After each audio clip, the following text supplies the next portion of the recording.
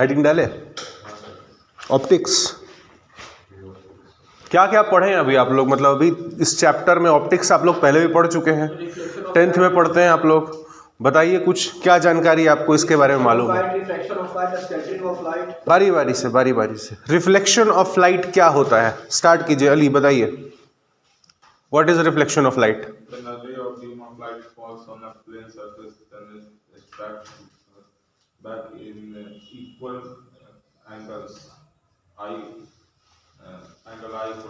वो तो अब लॉज ऑफ रिफ्लेक्शन बता रहे हैं, हम लॉज ऑफ रिफ्लेक्शन नहीं पूछे, हमने आपसे सीधा सिंपल सवाल पूछा, bouncing back of light is called reflection. ठीक है, अच्छा लॉज ऑफ रिफ्लेक्शन क्या होते हैं? Angle I equal to angle R. Angle I क्या है? Angle of incidence equal to angle of reflection. ठीक, और दूसरा? और all the beam of light.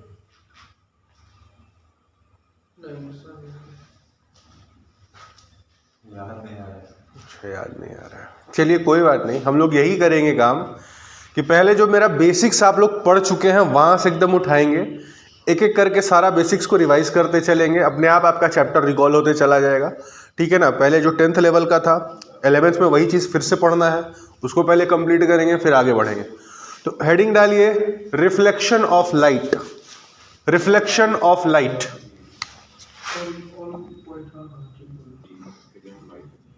Reflection of light. Reflection क्या होता है? Bouncing back of light, bouncing back of light from a mirror surface.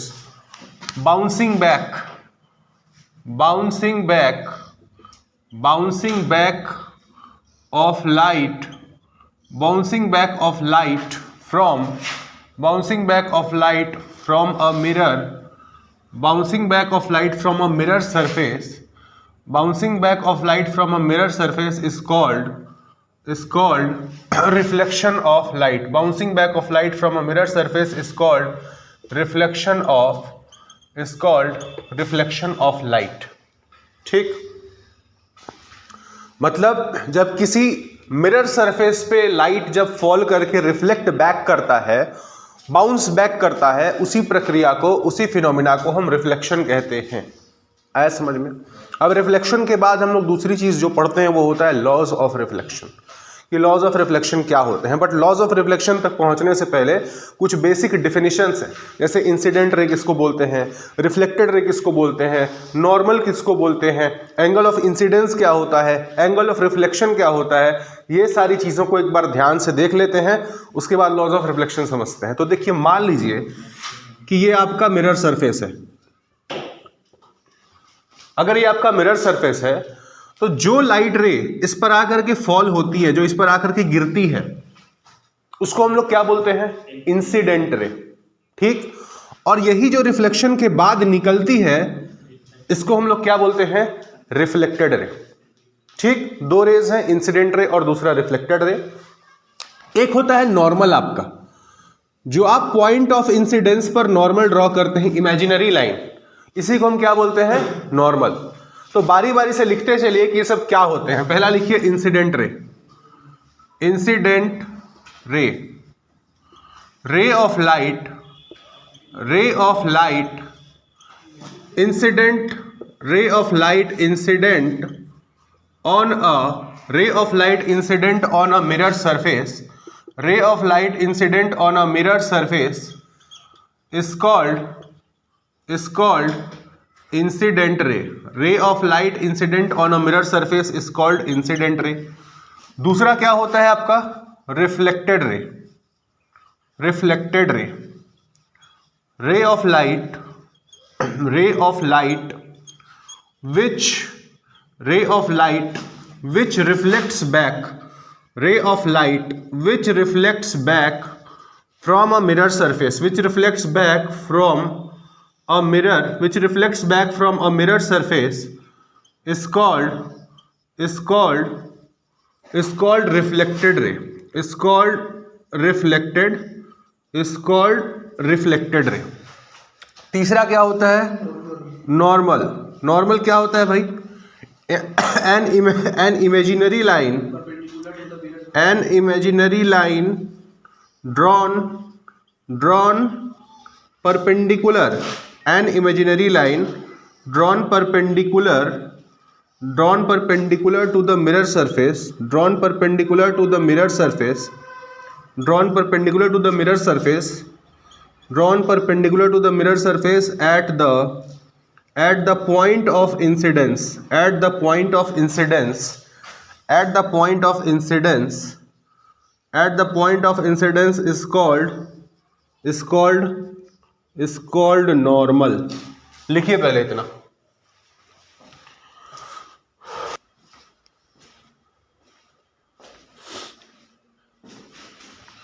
आप लोगों का लगभग 1 महीने में आधा फिजिक्स 12th का कंप्लीट हो गया और बाकी जो आधा है वो भी आराम से कंप्लीट हो जाएगा। अगर अभी से भी स्टार्ट किया जाए ना, चैप्टर 1 से भी अभी से भी हम स्टार्ट करें तो आपका एग्जाम जब फरवरी में आएगा तब तक एक बार फिर से फिजिक्स पढ़ा जा सकता है। इसीलिए जो समय है आपके पास वो पर्याप्त से भी ज़्यादा पर्याप्त समय है। तो अगर आप लोगों में से किसी को भी लग रहा है कि सर क्या इतने समय में हम 5 विषय कर पाएंगे, तो आराम से कर पाएंगे, बशर्ते कि आपको फोकस लगा के पढ़ना होगा। और सिर्फ इसको बोर्ड के पर्पज से मत देखिए। अगर आप सिर्फ बोर्ड के पर्पज से देखेंगे तो आपका ध्यान रहेगा कि हमको सिर्फ इसमें पास करना है, और पास करने वाला पढ़ाई पढ़ेंगे तो आपका सब्जेक्ट स्ट्रांग नहीं हो पाएगा। फिर आप अगले साल अगर जेईई में दोबारा बैठेंगे तो आपको फिर से इतना ही मेहनत दोबारा करनी पड़ जाएगी। इसलिए वही मेहनत अभी कीजिए।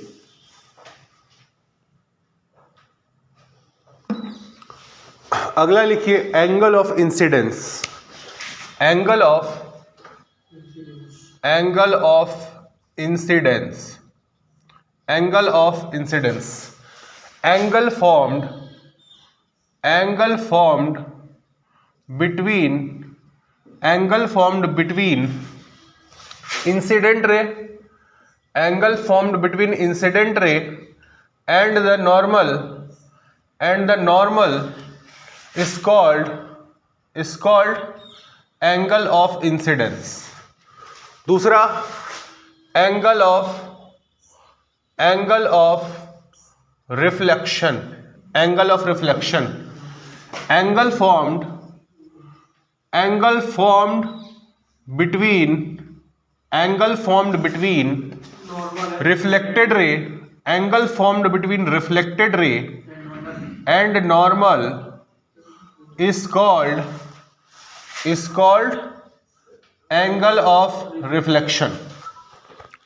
लिखिए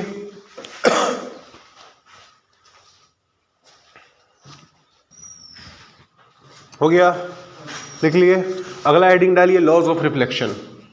laws of reflection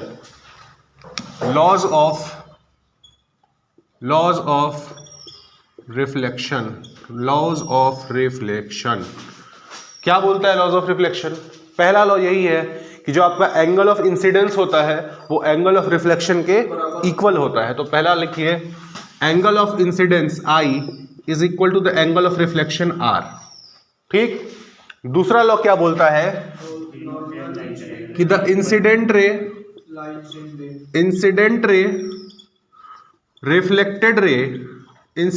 reflected ray and normal at the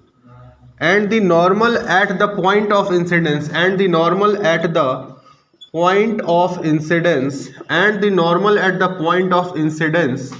all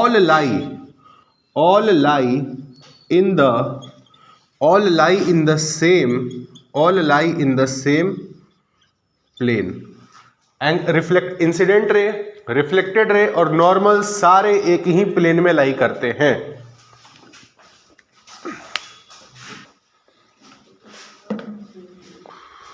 चलिए जी बताइए कितने प्रकार के मिरर्स पढ़े हैं आप लोग? बस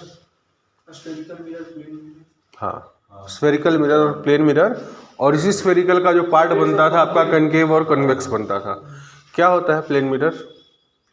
प्लेन मिरर क्या होता है? अगर आपको बोला जाए कि प्लेन मिरर और स्फेरिकल मिरर में अंतर समझाइए, क्या से समझाएंगे आप? सरफेस पॉलिश्ड होता है। दोनों का पॉलिश्ड होता है, उसका भी होता है, इसका भी होता है। ऐसा मिरर जिसका रिफ्लेक्टिंग सरफेस एक प्लेन हो, पूरी तरह से प्लेन हो, उसको क्या बोलेंगे? Plane mirror. और ऐसा मिरर जिसका रिफ्लेक्टिंग सरफेस कर्व्ड हो, उसको क्या बोलेंगे? Spherical mirror. तो हेडिंग डालिए types of mirrors. Types of mirrors, types of mirrors. जिसमें सबसे पहले लिखिए आप प्लेन मिरर। प्लेन मिरर क्या होता है? Plane mirror, a mirror whose reflecting surface is a plane. A mirror whose reflecting surface is a plane surface. A mirror whose reflecting surface is a plane surface is called a plane mirror. दूसरा लिखिए spherical mirror. दूसरा क्या है आपका? Spherical mirror. Spherical mirror क्या होता है? अ mirror whose reflecting surface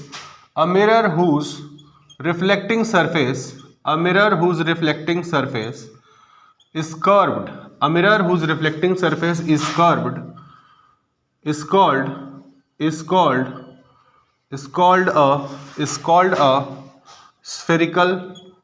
called a spherical mirror. फिर इस स्फेरिकल मिरर के दो टाइप्स होते हैं, दो प्रकार होते हैं। एक होता है आपका कनकेव मिरर, और दूसरा होता है आपका कन्वेक्स मिरर। अभी कनकेव और कन्वेक्स को हम लोग डिटेल में समझेंगे, पहले बात कर लेते हैं प्लेन मिरर्स की। लिखिए इतना।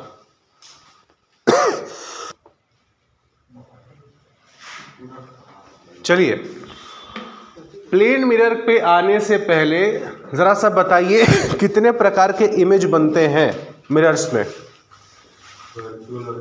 वर्चुअल और क्या अंतर होता है दोनों में? रियल और वर्चुअल इमेजेस में क्या अंतर होता है?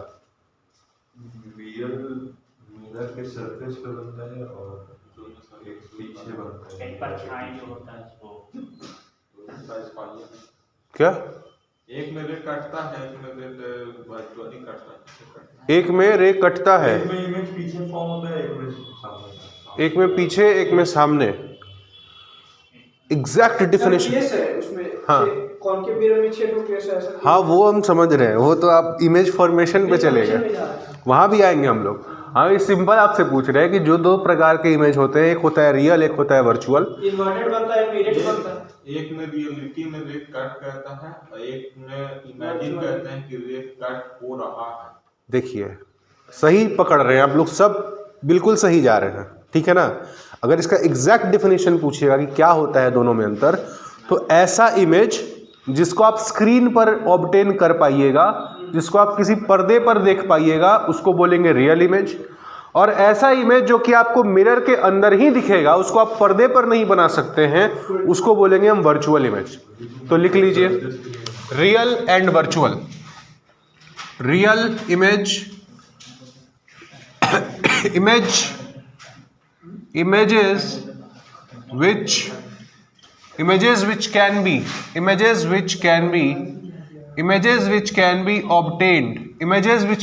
obtained on a screen.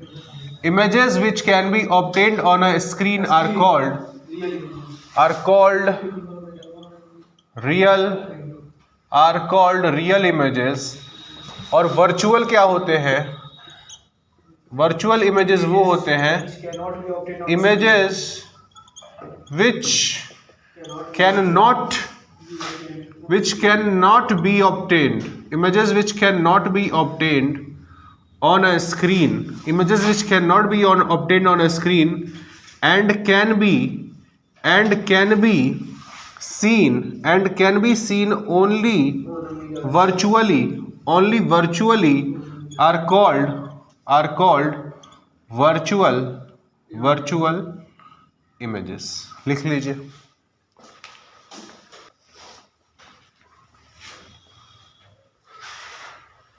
Heading डालिए image formed by a plane mirror. Image formed by a plane mirror, image formed by a plane, image formed by a plane, image formed by a plane mirror. Okay, देखते हैं कैसा image बनाता है. Suppose करिए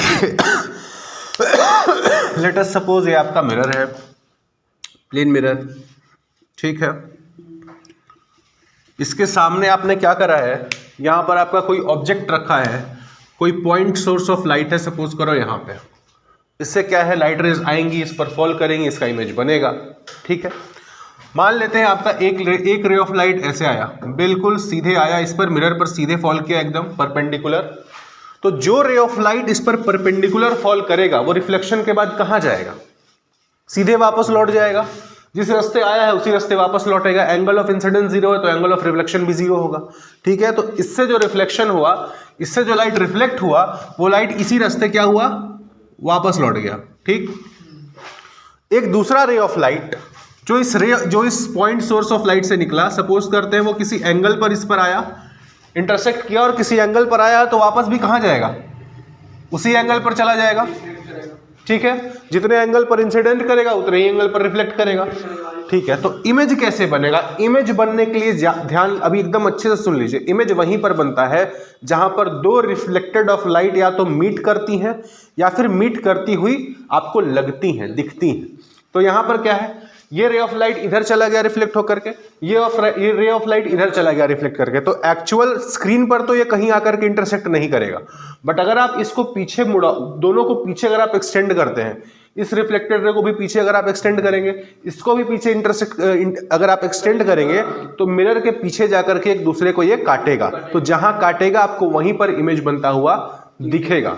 ठीक है, कैसे होगा ये, इस रे ऑफ लाइट को आप पीछे की ओर एक्सटेंड कीजिए, आपने इसको पीछे की ओर एक्सटेंड किया, इसको भी आपने क्या किया, पीछे की ओर आपने इसको भी एक्सटेंड किया.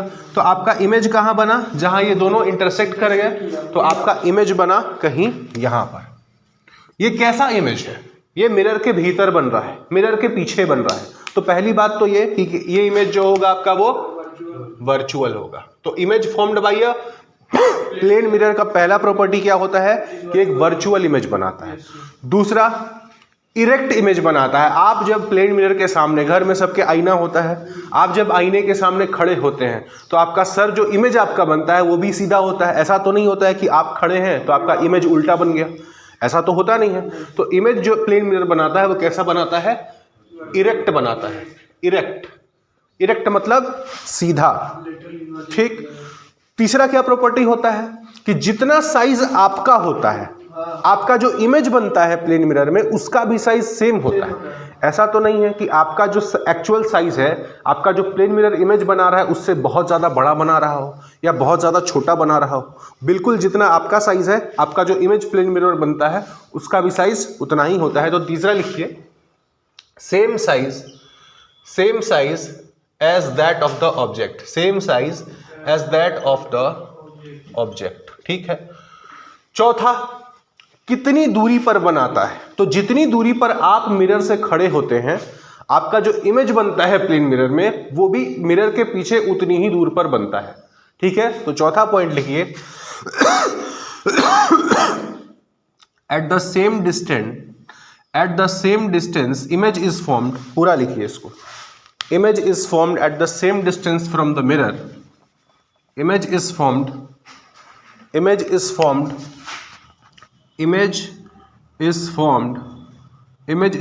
behind the mirror. Image is formed behind the mirror at the same distance at which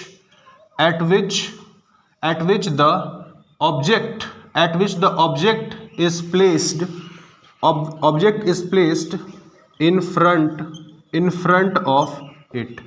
image mirror के उतना ही पीछे बनेगा जितना आगे उसके ऑब्जेक्ट रखा हुआ है. आया समझ में. पांचवा प्रॉपर्टी क्या होता है image formed by plane mirror का, लैटरल इन्वर्जन. लैटरल इन्वर्जन का मतलब है कि आप ध्यान देंगे कि अगर आप अपने दाहिने हाथ में पेन लेकर के खड़े होंगे प्लेन मिरर के सामने, तो आपका जो इमेज बनेगा उसके हाथ में, उसके बाएं हाथ में ये पेन होगा। मतलब आपका जो राइट वाला पार्ट होता है वो इमेज का लेफ्ट पार्ट बन जाता है और आपका लेफ्ट वाला पार्ट इमेज का राइट पार्ट बन जाता है। तो पांचवा प्रॉपर्टी लिखिए, lateral inversion. Laterally inverted image बनाता है, लैटरली इन्वर्टेड इमेज बनाता है। लैटरल इन्वर्जन क्या होता है? लैटरल इन्वर्जन का डेफिनेशन भी लिख लो। लैटरल इन्वर्जन मतलब right side of the object appears to be the left side of image, and left side of the object appears to be its right part. This phenomena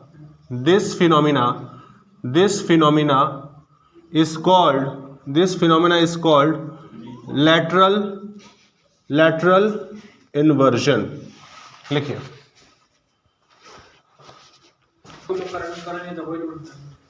चलिए अगला लिखिए, spherical mirrors.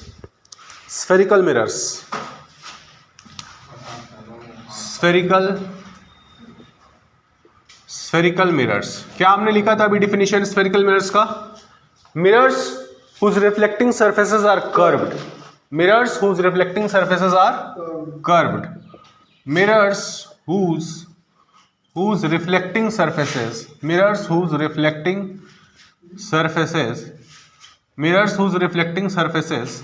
are curved are called spherical mirrors। इसमें दो mirrors हमको पढ़ने हैं। पहला है हमारा कॉनकेव मिरर। कॉनकेव मिरर क्या होता है भाई? The spherical mirror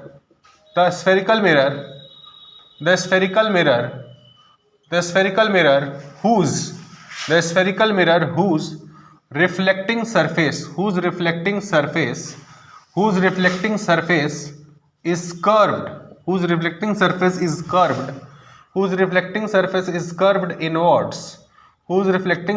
is curved inwards is called a concave mirror। दिखने में कैसा होता है? ये कुछ इस प्रकार का होता है, जिसका रिफ्लेक्टिंग सरफेस जो है वो अंदर की तरफ है और पॉलिश्ड सरफेस जो है वो बाहर की तरफ है। दूसरा क्या होता है आपका? कन्वेक्स मिरर क्या होता है? Spherical mirror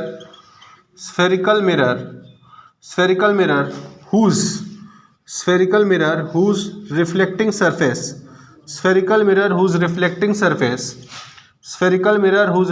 surface is curved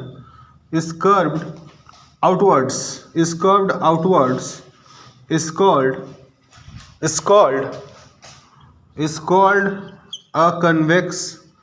called a convex mirror। ये कैसा होता है? ये भी कर्व्ड होता है, मगर इसका जो रिफ्लेक्टिंग सरफेस है वो बाहर की ओर होता है, अंदर की ओर नहीं होता है। तो ये वाला हो गया आपका कनकेव मिरर का एग्जांपल, ये हो गया आपका कन्वेक्स मिरर का। लिखिए। वो तो बात है। चलिए जी, हाँ हो गया, चर्चा खत्म हुआ, हो गया, आगे बढ़े। चलिए, important terms related to spherical mirrors. important terms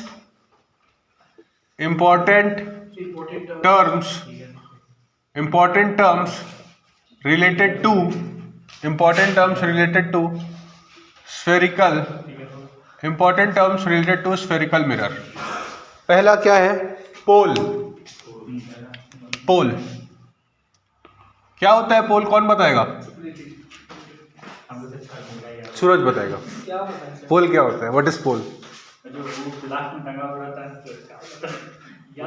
ये पोल नहीं जो रोड में, हाँ उसमें फोकल लेंथ होता है, फोकस होता है, इतना चीज। The straight line passing through the spherical surface। Aryan बता दो। प्रिंसिपल एक्सिस में आता है। क्या होता है पोल? सोचिए Ali. Centre of the mirror, सही बोल रहे हैं, बस बोलने का थोड़ा सा। Centre of curvature, centre of curvature तो अलग चीज है, सेंटर है बट किस चीज का सेंटर? लाइन तो है ही, लाइन तो है ही नहीं, दिमाग से निकाल दिए, लाइन नहीं है। The centre of spherical surface, आप वो लेंस का बनाए, मिरर का बनाओ। The centre of spherical surface. अच्छा फिगर अपने अपने कॉपी में फिगर बना के दिखा दीजिए कि पोल किसको बोलते हैं। हाँ वो है पोल।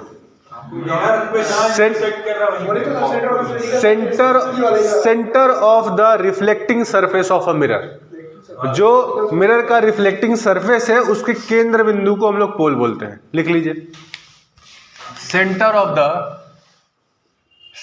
Of reflecting surface, center of the reflecting surface of a mirror, center of the reflecting surface of a mirror is called pole. दूसरा, principal axis, center of curvature, center of curvature क्या होता है, कौन बताएगा? कौन गोल का? कौन गोल का भाई? सही जवाब। वो तो आप रेडियस ऑफ कर्वेचर पे चले गए, हम सेंटर ऑफ कर्वेचर पे। भाई देखो, आप स्फेरिकल मिरर को बोल रहे हो कि स्फेरिकल मिरर कर्व्ड होता है। आपने बोला ना कि स्फेरिकल मिरर आपका कर्व्ड होता है, तो ये कर्व्ड बना कैसे होगा? किसी बड़े स्फेयर से इसको काट करके बनाया गया होगा। इसको किसी बड़े स्फेयर से आपने काटा होगा और इस पार्ट को निकाल करके मिरर बनाया होगा। तो जिस स्फेयर से आपने इसको काट करके बनाया है उस स्फेयर के सेंटर को ही क्या बोलते हैं? Centre of curvature. उसी स्फेयर के, जिस स्फेयर से आपने इसको काट करके बनाया है उसी स्फेयर के रेडियस को क्या बोल देंगे? Radius of curvature. आया समझ में? तो किसी भी स्फेरिकल मिरर का सेंटर ऑफ कर्वेचर क्या होता है? जिस स्फेयर से आपने उसको काट के बनाया है उसके सेंटर को सेंटर ऑफ कर्वेचर, जिस स्फेयर से आपने काट करके बनाया है उसके रेडियस को रेडियस ऑफ कर्वेचर। आया समझ? लिखिए,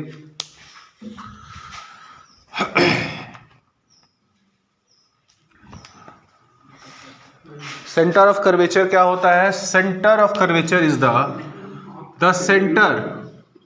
the centre of the spherical surface, the centre of the spherical surface, the center of the sphere of which the center of the sphere of which the center of the sphere of which the spherical mirror of which the spherical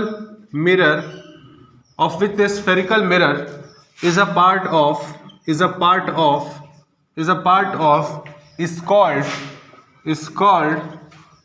called the center of curvature, is called the center of curvature. ठीक, क्या पूछ लेगा एक number में? Define कर दीजिए centre of curvature. ये तो बहुत छोटा छोटा एक एक नंबर में पूछ सकता है, बिल्कुल पूछ सकता है। तीसरा लिखिए, radius of curvature, radius of curvature,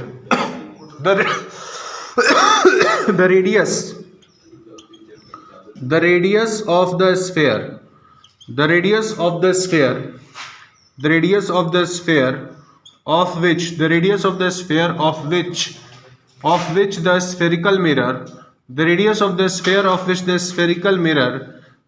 of the sphere of which the spherical mirror is a part of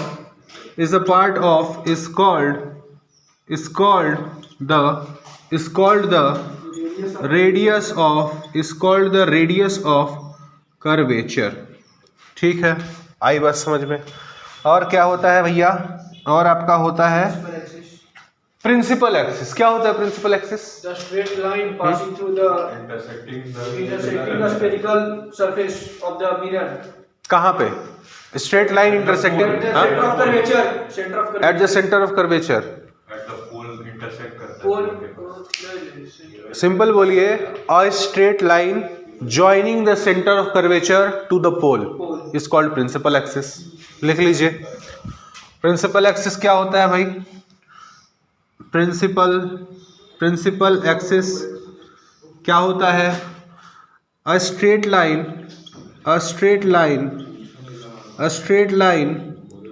joining center of curvature, a straight line joining center of curvature to the pole is called the principal axis. लिखिए.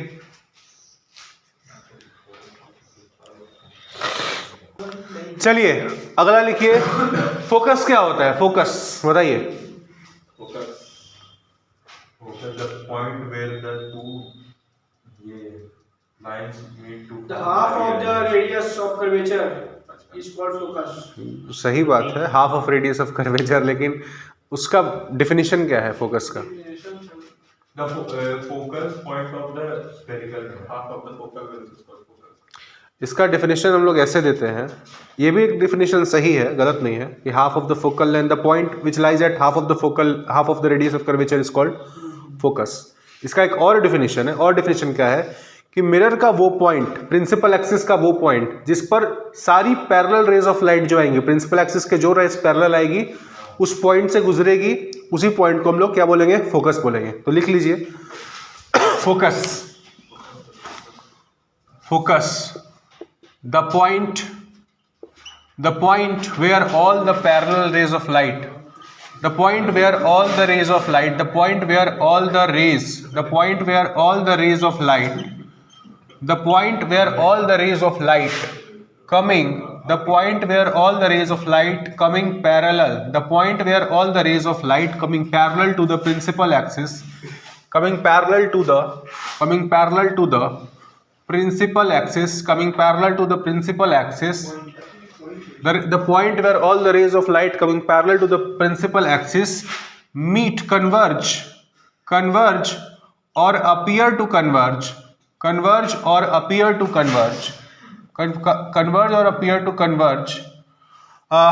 is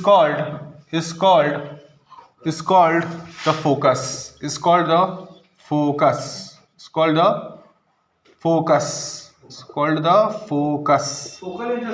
focal length क्या होता है? Half of the length. Focus से लेकर के पोल के बीच की दूरी को क्या बोलेंगे? फोकल लेंथ बोलेंगे. लिख लीजिए फोकल लेंथ क्या होता है?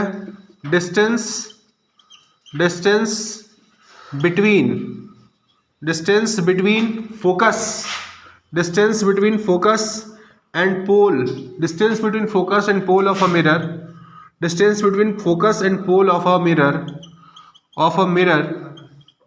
called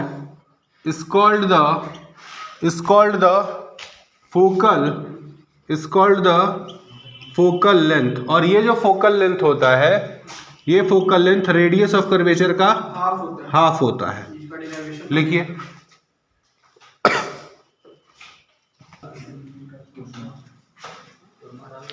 लास्ट बताइए, एपर्चर सुने आप लोग?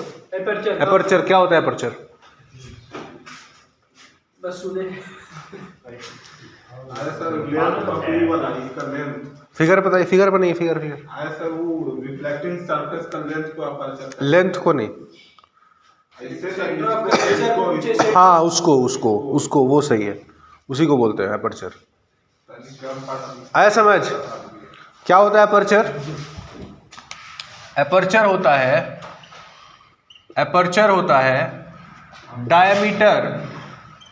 diameter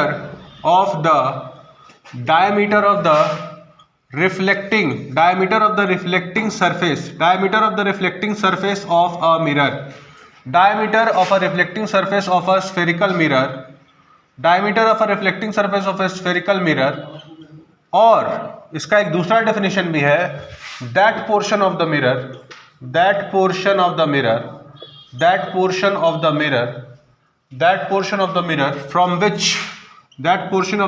from which the actual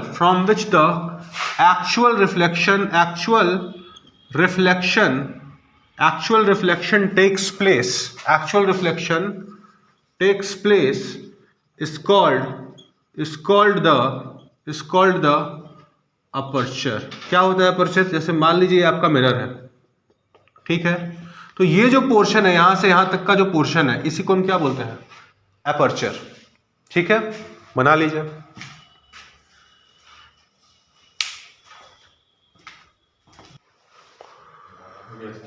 सब लोग लिख लिए? चलिए, तो यहां तक हम लोग आज देख लिए हैं important terms of A spherical mirror. कल हम लोग देखेंगे इससे हम लोग इमेज कैसे बनाते हैं। इमेज फॉर्मेशन कल लोग स्टार्ट करेंगे। चलिए।